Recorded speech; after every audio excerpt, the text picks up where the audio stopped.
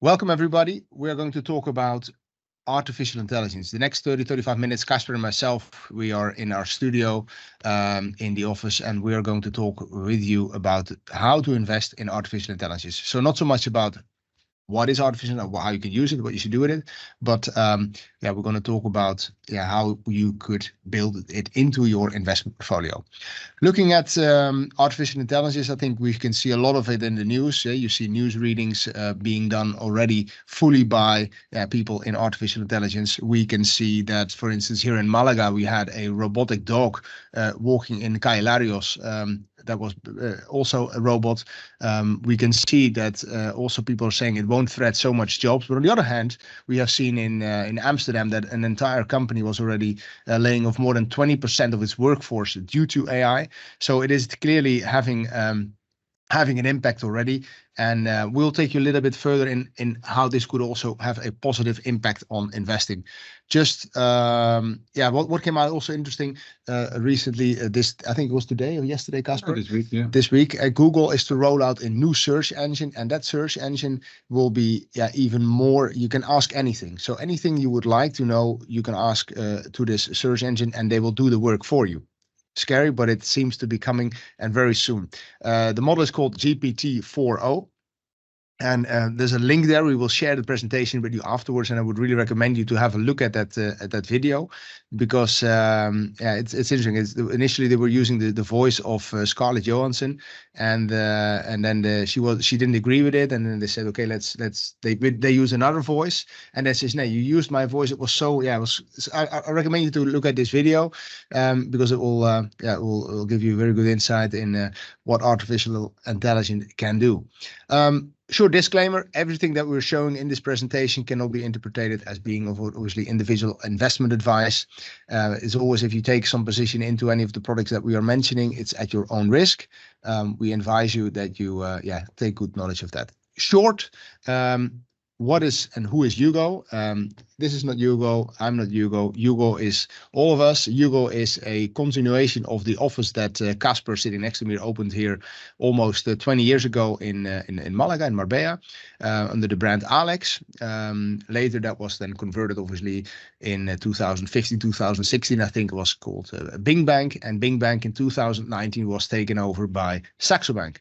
And during the COVID period, we were proposed to continue as an independent partner of Saxo Bank, because of the way that we work with our clients, the way that we treat with our clients. So we know you can always walk into our office. We go to the Costa Blanca where people can visit us. So we have a very specific approach on how we treat our clients. What we're going to talk about today is a vision on AI. Is it a bubble? We're going to talk about the disadvantage of the AI, of course, why you should invest in AI, and obviously also how to invest in artificial intelligence, what instruments to use, and how to make your selection. I don't know if this comes through. Why should you invest? This is a video. We'll share it with you. Otherwise, probably you will know it. I don't know if you can hear it. It's a video of Kaspar talking in English. And the funny part is, if you look at the same video, the same voice, I hope you can hear it. もし円を見ると、幸福の一部はおそらく財政的な自由であることを。 You can see Kaspar now all of a sudden speaks Japanese. Quickly, our background, Kaspar and myself, I think we're working almost 18 years together. Time is flying, and that's good when you're having fun. I started with Kaspar with Alex. Kaspar obviously started in 1997 as one of the first founders of Alex in the Netherlands. Later became Bing Bank. Saxo Bank already explained it a little bit to you. Hugo Investing, you can see the winning mood logo that was already in the Alex logo. We inherited that into Hugo, and it's important to name Hugo Investing, and obviously you do that with a partner that you can trust. We are the only licensed financial broker in Andalusia. Really proud of that. The process of getting a license is not something I would recommend to do to somebody, because it takes a lot of sleepless nights. But we managed to do that, even though we were here already a long time. It took us a lot of sweat to get that license, but we managed to get it. what we do, basically, you as a client are always the most important person. We provide you with service. We can take your orders. We can provide information for your taxes. We can help you with your investments. We can look at together if you have a problem, what could you do? We're not asset managers. You're always yourself responsible for any of the trades. And what we do is we use partners for, in this case, Saxo Bank, to allocate your money, to custody your money, and also to execute your transaction. So we're mainly on the service and the education part, as Kaspar shown, and that is what we are. So we are a regulated broker. Once again, we mention that quite often because we're really proud of that. And it's the most important thing is we have ongoing support. And that's something that everybody says, of course, nowadays when you have a business, I support my clients, etc. But in our case, I think we really go that extra mile, and we can say that. And people that know us, they know they can count on us in that sense. So I'm gonna hand the word to Kaspar, who's gonna talk with you about AI. Otherwise, the introduction takes longer than the whole presentation. So Kaspar, go ahead. I think I have more than 90 slides to go. 90 slides, 90. So like that, I hope you had an early dinner. Thank you so much, Martin, for the introduction. Thank you for watching this webinar. If you have any questions, you can ask them during this video in the chat. And then Martin will follow them, and he will he will answer the questions or ask me to answer the questions. And we can also do at the end a last round of questions after the presentation. So besides AI, I think every newspaper, every website is full of AI. There are still some other things going on, I think, around the world. And in 2004, some highlights. It's still about inflation. As you know, markets talk about when will be the interest rate, when will be the time to lower the interest rates in mainly, of course, the US and in Europe. But inflation is still a hot topic. And if you look at this chart, it's from a while ago, but it's the expected growth figures for 2022, 2023, and 2024. And you see, unfortunately, we live in the wrong area of the world, because if you see, Europe and US has the lowest expected growth rates. And then I think everybody knows in November this year, this battle will unfortunately have a lot of impact on the world. And I think that you will see, because you always will see it, but I think even more this year, towards November, this will have a huge impact on financial markets. Because in relation to this battle, I think, unfortunately, we have also two wars still going on in this world. Of course, you all know them, and they are also related to, I think, the new president of the US. Well, you also see, and I think you are all investors, it's also a little bit strange that with this wars going on, markets are on the highest level ever. Yeah. So the markets are so strong, the markets don't watch the news, but they neglect the news that's what's going on nowadays. So and it's an interesting market. At the end, we are investors, and bottom line, I think we are doing well now if you are long in the market. So that is that's positive. AI. If you look at the perfect portfolio, it doesn't exist, because everyone has a different perfect portfolio. If you are 80 years old and you have a good pension, you must have a different portfolio than when you are 18 and you are studying.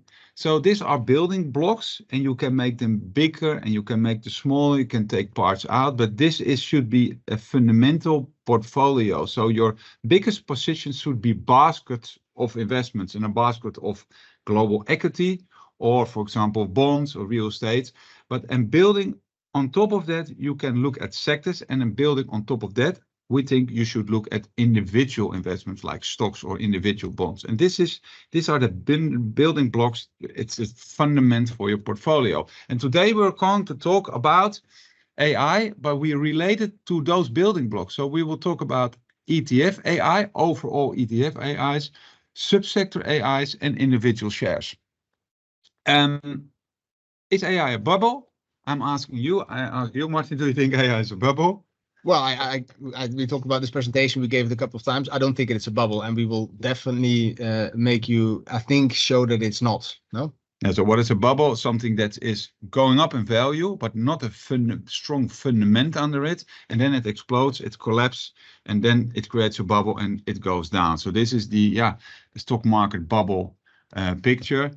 There are some important people in the market that think it is a bubble and it's the next bubble after the bubble that we have with IT and with the tulips a couple of years ago. Bitcoin. I don't think it's a bubble. If you look at the earnings seasons of Q4 last year, and then you see how many calls with the analysts, how many calls the CEOs talked about AI, and in those calls they don't talk about something about the weather. No, they only talk about fundamentals from the company.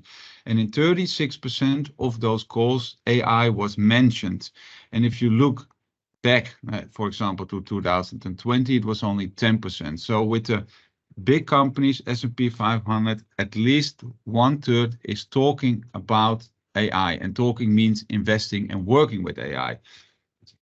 I find this always, it's a lot of information on this slide, but what you see is that worldwide, we have, on average, as a person, 5 devices that we own that are connected to the internet. Correct. 5. Yeah. So some places in the world, they have, unfortunately, a little bit less money than we have. So they have maybe 1 and we have maybe 10. But it is expected that in the next 10 years, this will go to 41 connected devices to the internet. So that's your phone, but it also will be your washing machine. It will be your car, your fridge. Everything will be connected on average worldwide. That means a lot of data and a lot of connections, a lot of chips. So you see, I think this is mainly driven because it's not connected to the internet. No, it is connected to AI because they're self-learning machines. We, I think, have already a washing machine that knows what kind of washing it, how many kilo it is, and then it decides how many material it uses. So I think that's also going from 5 connected devices in 10 years to 41 connected devices. This is a chart of that the banking sector. Now, they are always a little bit traditional, I think, and a little bit conservative. But the top of mind, if you look at the bank sector, they say we have to invest in AI. This is a chart that shows the growth of the market divided by the world, the US and China. And you see all the charts are going up. And this is a really important chart. Of course, it are estimations, but this shows that for the next 6 years, the AI market, the overall AI market will grow with 37% on a yearly basis. And if you remember, some people I know came in late, but the first slide we had on was if you are invested in the right sector, the other things are less important. So if you are in the right sector, and that is growing with 37% a year, then it is less important in which subsector, in which stock you are. It's more important to be in the most growing sector. Martin and myself, we make every week a vlog. And we try to talk about sectors because we think if you believe in a sector, you understand in a sector, that's the most important thing. And then you will start looking for individual stocks in individual ETFs. So this is expected 30%, 37% growth per year for the next 6 years. I think you want to be in that trade. McKinsey, last summer, 2023, they made a forecast also about the growth of AI. PwC did it also, and they think in 2030, AI will contribute for 15% to the world economy. And the world economy in 2022 was 104 trillion. So that will be 15% of the whole world, of the whole world economy.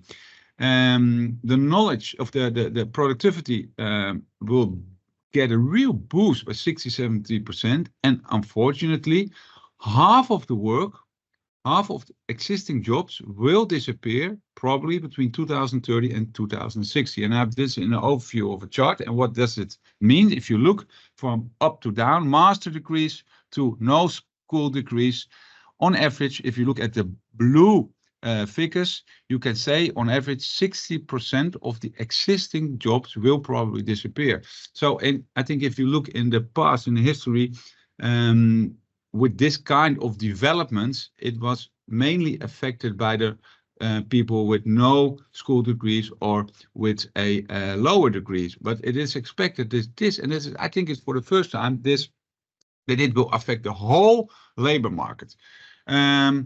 You saw the blue line, I go back, and the pink line, and there are two types of AI. The top line is that it's artificial intelligence that also can produce, and the second one, so the pink one, sorry, that is more like understand patterns and make an outcome out of it. Is AI new? Martin knows it. AI is if not I'm new. looking here, I get sometimes a message from somebody. So that, is there a question? No, there's not a question at the moment. If I'm looking at my screen, then people know that I'm not. Can everybody hear us? I haven't seen anybody that cannot hear us. Okay. It's not new. No, it was already existing when my father was born. So. In 1950. So AI is not new. You can see in this chart the development of AI, and I think maybe you know Mr. Turing. He is see him as the godfather of AI.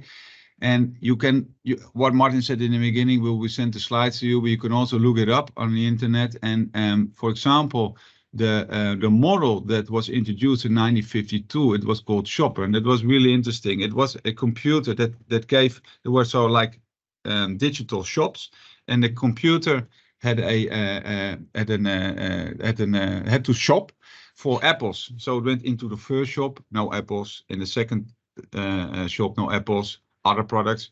And in the third shop, it found apples. It came back, and then it was asked to the computer, okay, and now I want to know bananas. And then the shopper, he thought, that was in shop 1. He went into shop 1 and came back with the bananas. And that was the first presentation of AI. But I think what we want to say with this is that it is not a new development. So it's a long time development, more than 70 years. So it's not something new that can also disappear very fast. It's a strong development for more than 70 years. Now, in the program slide, it was also said, what are the disadvantages? I think unemployment is a really big disadvantage, but on the other hand, it will also create opportunities. Data protection, I think, is an important one. And also through AI, Martin said also in the beginning, we're not going to show here all kind of application, but I think you have seen all kind of application, what you can do with AI. And mainly you can use it from a creative perspective. And if you use that, it will make people lazy, because people won't draft anything themselves, but don't want to create because they have something in their mind. They say, I want to see this on my screen, or want to hear this, or want this kind of music, and it is produced. So I think people will get more lazy than they are now. Emotionless, of course, it is still a computer. On the other hand, there are examples that it looks like the computer, the voice or the video shows emotion. And high costs, it is more like an investment, I think. And security risk is also, I think, a really big disadvantage. Okay, now, I think, especially when you remember the chart of the 37% growth approximately for the next 6 years, I think you know that you want to invest in AI, but you still don't know where to invest because there is so much in the news. So where to start? The other day, we had a person, we gave this presentation a couple of times for a group, and in the beginning, a person came to us and they said, I want that AI product. Yeah. So yeah, exactly. I think everybody has his own knowledge and experience. But what we see is even if you know a lot about AI, about the programs, it's still difficult where and how to invest in. And then we always like to talk about strategy, and you have to first to decide for yourself what kind of strategy you are going to use. Are you going to use a basket of players through ETFs of mutual funds, individual stocks, big stocks versus versus small stocks, and then companies that invest in AI in general or more in subsectors? That's the next step where we are going to talk about. That's what we're going to do, investing in subsectors investing in individual stocks, and investing in overall baskets. And we will talk about 2 stocks, and probably you never heard of them. I don't think so. No. No. And are they small? Are they big? They're not small. No, they're quite big. Big companies. Billion-dollar companies. Pay attention. Yeah. Investing in the subsectors, and you have all kind of subsectors of AI. And I hope you can't read that. You cannot read this slide because it's not important. Because what we did, we made out of those subsectors, we divided 3 subsectors, 3 main subsectors. So what you see in this 3 balls, you see like, and it's also like the basis for everything, the hardware, the semiconductors, then the infrastructure, so the cloud, and then products and services. And that's a little bit broader. So that are all kind of applications that you can use for AI. So to summarize, we said, okay, subsector of AI. First one is hardware. The second one is infrastructure. And the third one, products and services. Probably you know Sam Altman. He was in the news about the new JetGDP 4.0 program. He said that for the future, the near future, we need, as a market in AI, we need as around $7 trillion. And for example, in 2023, it was only invested in the market 527 billion. There are other companies say that it's much too much, but it says something about how fast the market is growing of AI and semiconductors. What are semiconductors used for? Still mainly 1/3 is used for PC/computers, communication and industrial. Automotive also with 11%. So that is the use for semiconductors.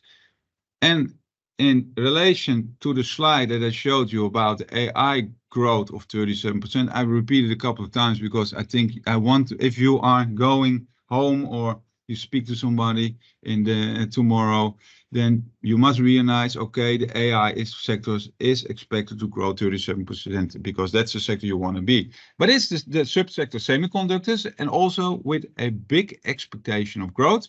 You see here, how can you invest in it?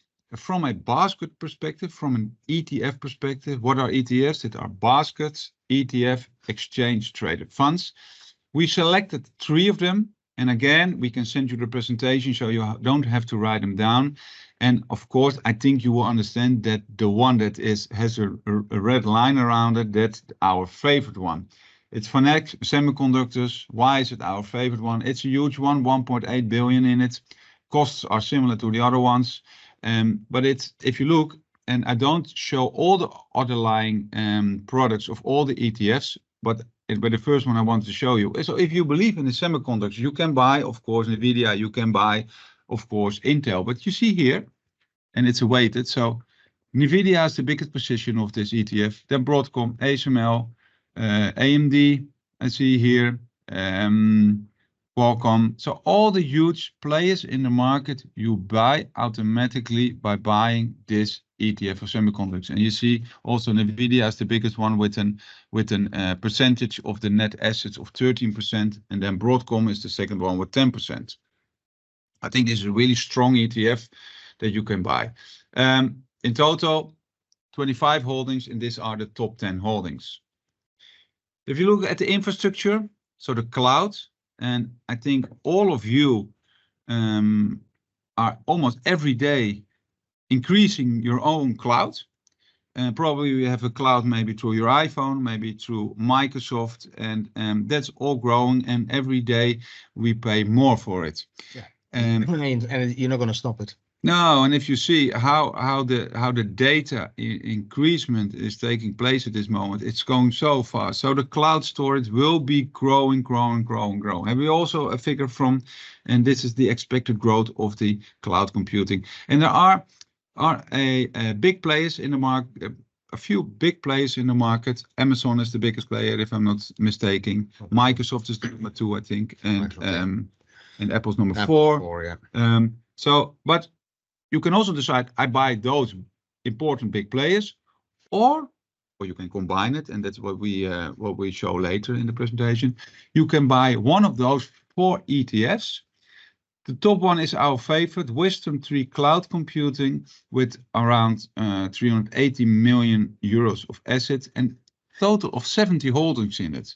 And probably, if you look at it, a lot of holdings, a lot of positions you never heard of. So more a little bit of smaller players.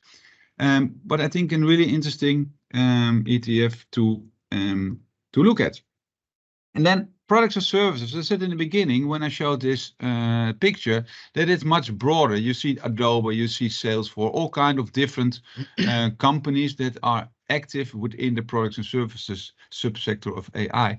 Well, we made a choice here and we say, okay, I think that what really is getting important, and it will be even more important in the future, I think, is cybersecurity. It's not a really sexy topic to invest in. No. It's quite a little bit boring, and because everything with security is, of course, not. It's boring. Yeah, it's boring. But I think that a lot of people in the market, not you, but other people, they undervalue the cybersecurity market. You see also the growth, of course, you'd expect to grow, but it's like with everything in security, in the security landscape. If something is going well, you don't pay too much attention. But if tomorrow there is a big data leak or of information is on the streets because of a failure, then people start suddenly, they start realizing something. Yeah, how important it is to secure your digital data. So then it will get another big boost in security. And if you look at now where the criminals are working on, they're towards going to the cyber crimes. Yeah. Cybersecurity is like a subsector of the products and services, but I think this is a really important one where you can look at. Again, we select the 4 ETFs. The top, we think the top is at the top. It's a huge one with almost 5 billion of assets in it and 30 holdings in it. And everything is going up almost with IT in it and AI in it. You know probably who is this nice lady? It's Cathie Wood. Katie Wood. Katie Wood. Katie Wood. She's really popular. If she says something, the whole world listens to her. Yeah, well, it was, I think. Yeah, less and less. Yeah, but she I don't know how much dollars she managed, but a lot of billion of dollars she's managing. And she also had a fund and an ETF, ARK Innovation ETF. And if you look at the performance, so that's the blue line, and if you compare that to the benchmark, and that's from summer 21 until the beginning of this year, the benchmark performed plus 30%. Plus 30%, yeah. And Mrs. Kathie did minus 66. So no, minus let's say minus 23. So, but it's the difference is. The difference between no, sorry, minus 66. 66. Yeah, I was just gonna say. Sorry. So it's a huge difference. Yeah, sorry. Yeah. So not everything about AI and about tech is going well. So you have to do your homework, or you let us do our homework, of course. So there were the 3 subsectors. Now we're going to talk about individual stocks, and we can't neglect it. We have to talk about the Magnificent Seven. These are the Magnificent Seven. I think you know all the brands, you know them all.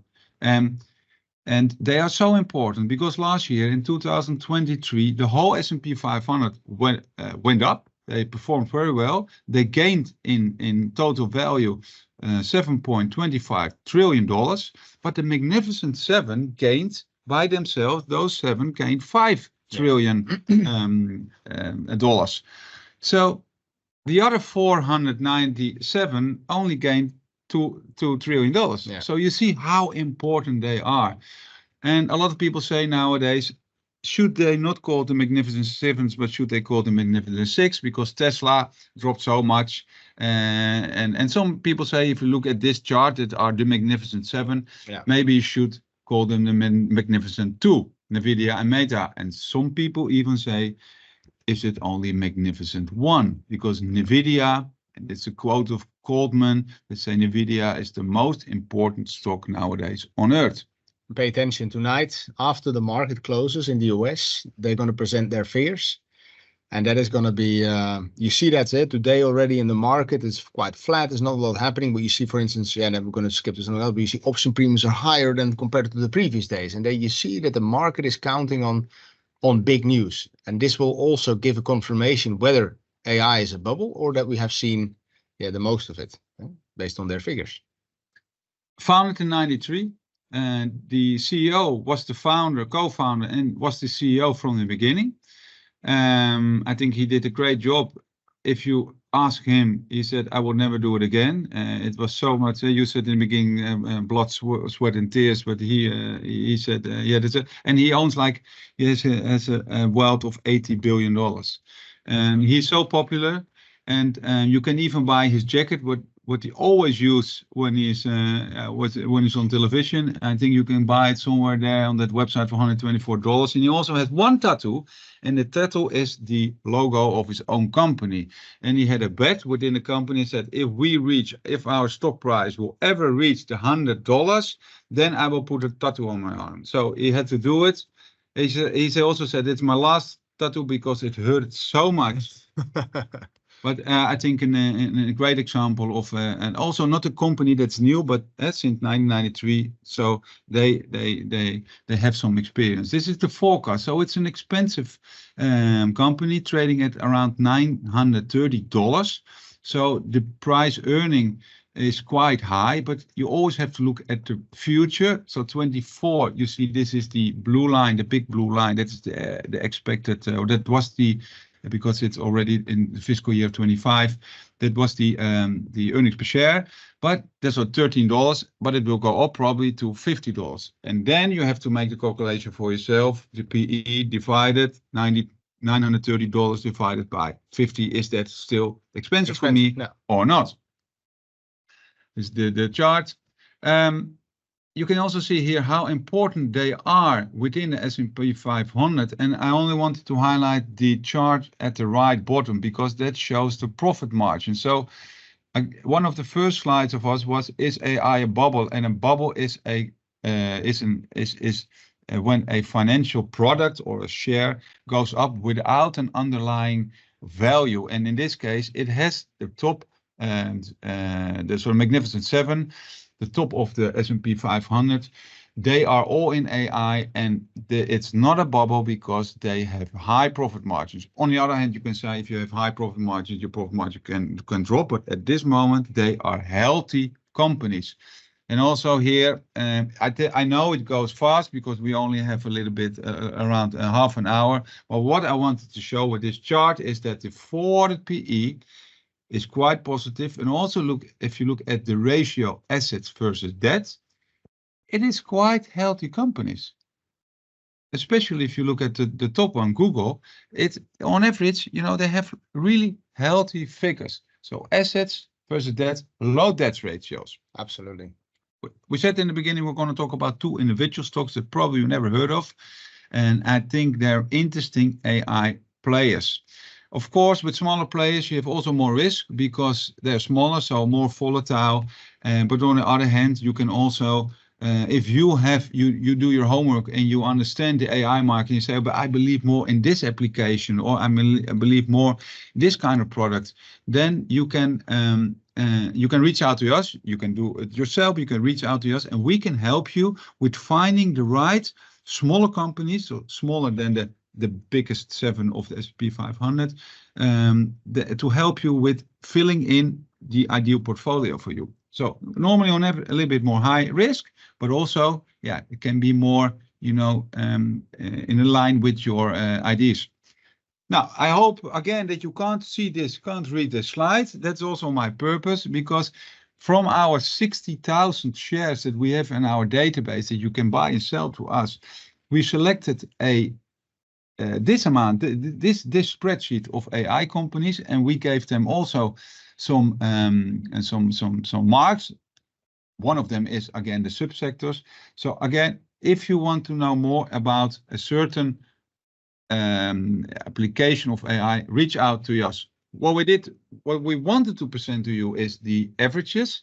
What you see here, the averages of the smaller companies of AI, and this is the average market cap divided by the subsectors, hardware, infrastructure, and products and services. And you see, so the smallest ones, or products and services, have on average $40 billion of market cap. So not small company, smaller companies. Small companies, yeah.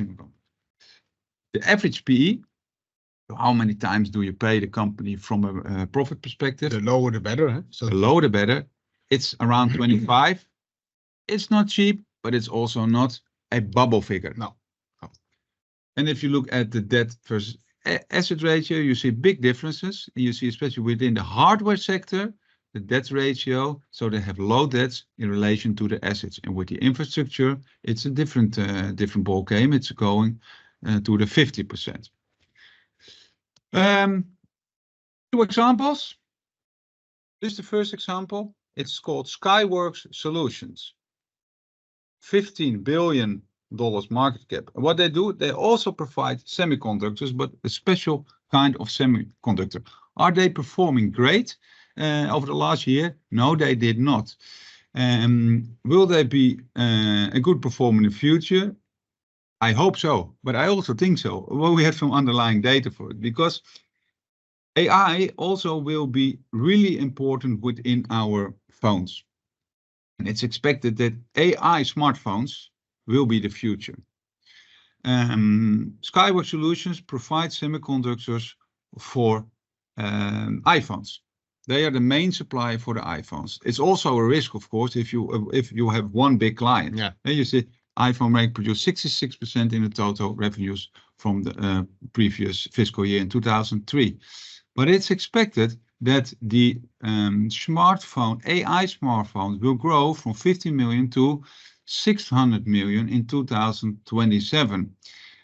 Apple has a market share worldwide of around 20-25%. And based on the expectations of the growth of the iPhone and the need of this kind of semiconductors, it's expected that the earnings per share will, and it dropped from $2.60 to $2, around $2 in last year, will go up to $10 in the fiscal year 2027. They are now in the fiscal year 2025. So in 2 years, they were trading in the past on a PE average of 19. So with an earnings per share of 10, the stock price can go up to $190. Nice. It's now trading at around $92. So that's around a profit of 100%. Yeah. All kind of things can happen in the market, of course, but it's something, if you believe in it, do your homework or reach out to us. Don't buy it simply because we highlight it here, but this can be a really interesting stock that not a lot of investors have heard of. And this is another one, Leidos Holdings, a little bit bigger, 18 billion around market cap. It's trading at $150. And it's also an old company, so also not a company from yesterday. It was founded in 1969. And I put a line on the defense. They do more than defense, but this is a big part of their company.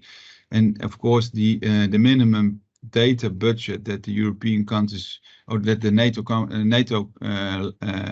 countries need to contribute is 2%. And in Europe, that will bring an extra investment of 58 billion euros. I think defense nowadays, from an investment perspective, but also from a perspective of how you should look at the world, has changed, I think. Definitely. And when we spoke about this years ago, a lot of people say, no, I don't want to do anything with defense. It's still possible. But also people realize that defense... defend themselves. Yeah, defend, yeah. It's also, you can also say cybersecurity is also within this sector. Yeah, so definitely. It's an undervalued company. It already went up a little bit when we start talking about it in the last months, but it's a really interesting company, and their clients are mainly the big, like the US government. They make AI defense system that the US government can use. So two interesting players, and they are from the product and services underlying subsector. Okay, the last one we talk about the overall AI basket. So if you say, okay, I don't want to invest in individual stocks or sub-basket, I just want to invest in AI. Then we split it up in AI ETFs. This is quite a little bit modern robot. Yeah. And we have also AI mutual funds. We selected a couple and we split them up. Also, you see the performance over the last 4 years are similar. And here we highlighted them a little bit. And that's really important. But if you have an overall basket it can be an ETF or a mutual fund, you always have to know where you invest in. If you invest in the ETF of the semiconductors, you probably, if you know the market, you know, okay, they will probably invest in this, in NVIDIA and in Qualcomm and those companies. And then if you look at it's most of the time matching. But if you invest in an overall, also if you want to invest in car companies in ETF, you have to know where they invest in, because maybe you don't like the underlying shares. So then we split it up. We made an overview of the top 10 holdings, and then you see with those three, they invest in different kind of ETFs, and it's we don't have enough time to explain it in detail, but we, based on our exercise, we said, okay, if you want to go an overall AI ETF, you go for the top one, the top two X-trackers, or the one from Wisdom Tree. Correct. This is a more old-fashioned robot. I think mutual funds are a little bit more old-fashioned than ETFs. And then there are also a few available, and it's growing quite fast. This one are interesting, the Polar and the Allianz. And also what you see, the underlyings are different. But if you look at the cost, so that's at the top, the cost of the Polar mutual fund is 60 basis points on a yearly basis, and double the cost for the one of Allianz. And that's, of course, I think costs are important, are definitely not the most important thing with investing. I think because it's better to be in the right sector, but if you have double the costs. Yeah, plus the fund is larger. Yeah. And you see there's a lot of overlap as well in the positions that they're holding. So Polar it is. Polar is. So in the performance a little bit better of Polar, so we decided to present to you the Polar mutual fund. So that one combined depends where you want to invest in with the AI. You have to look at the underlying.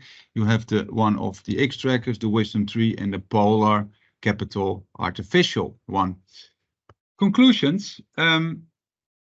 We are talking today only about AI. Yeah. And one of our first slides was, what is the perfect portfolio? And that is for every person different. And where we touched up on today, individual shares, subsectors, and overall ETFs / mutual funds. And I think you have to position those investments within your portfolio like this. And this to summarize, to give you a little bit more guidance. Yeah. If you say, okay, I believe in it. Again, this is again build up the biggest positions, and I only work with percentages. The biggest positions are the overall AI investments. One, the Polar Fund, the Wisdom Tree ETF, for example, 25%. Then if you believe in a certain sector, certain subsector, for example, the cybersecurity and the semiconductor, a little bit less, because they're more specific, 15%, 50%. Then individual stocks, maybe you prefer Google / Alphabet or Microsoft, 7.5%. And then the ones we highlighted it on in the last part, they are smaller, more risk. And then, of course, you also have to allocate a little bit less money. But if you do it like this, and you can shift a little bit, I think then you have a really solid, nice sub-portfolio, AI portfolio, and really widespread. And I think then you will benefit the future of AI. Absolutely. So conclusion, the 37%, I mentioned it a couple of times, it's now top of your head. That's the growth, expected growth of the whole AI sector for the coming 6 years. So don't miss that train. And always you could say, why I didn't invest earlier. That's the past. It's now today. So if you don't invest in it, look at it from a new perspective. And I think you can invest in the subsectors, hardware, infrastructure, products and services. And from products and services, we prefer the cybersecurity. Individual stocks, the big ones, Magnificent Seven versus some smaller ones, but smaller, not small. No, definitely not. 15 and 80 billion market cap. And overall baskets to make it a little bit more easy. And I hope that as you know us, hopefully you know us, then we know we're always practical. We combine the theory, but also with practical examples. We do this together with our clients. We got a lot of input from our clients. And this all together from a practical perspective, I think this is what you can work on within your own investments based on AI. I couldn't agree more, Kaspar. Thank you, Martin. And so it should be. So thank you for your time. 5 minutes longer than expected. If you want to ask me some questions, you can always do it later. And this is my email address, kaspar@hugoinvesting.com. And for now, Yes. if you have any questions, please let us know. Yes. I think there's one person writing. Let's see. Maybe you have questions, Martin. Would be quite funny if I have a question for you. No, but I think it's clear that you can't go around this, and there's all different sorts of investors. If you add a piece in your portfolio, you want to be invested in something that is growing. That is the conclusion, I think. So please let me know again if you have any questions. You can ask them through my email. Yeah, the question here is whether we are not managing actively the portfolio. Now, we indeed, we're not portfolio managers. We take the trades, so we receive and transmit the trades to one of the partners, Interactive Brokers or Saxo Bank in this case. And what we do, however, is we use it on the driver's seat. So you decide eventually you want to go left or right, but we can sit next to you if you want that. That's how we always explain it. Yeah, and some people, they need a lot of support. I think there's another question. Also, thank you. Oh, okay. And some people, they are reaching out to us a lot and to have some questions. Yeah. So these are high over examples. If you want to know something more in detail, we can always give you the details. Absolutely. Okay, well, thank you for being present. And I think we're going to close the session. And we're going to do this more often. I think it was nice to do this session. Yeah, I also hope you liked it. And if you have remarks or questions, please let me know. Thank you very much. Have a great day. The chat, by the way, is still open, so we can still see any questions coming in. See you next time.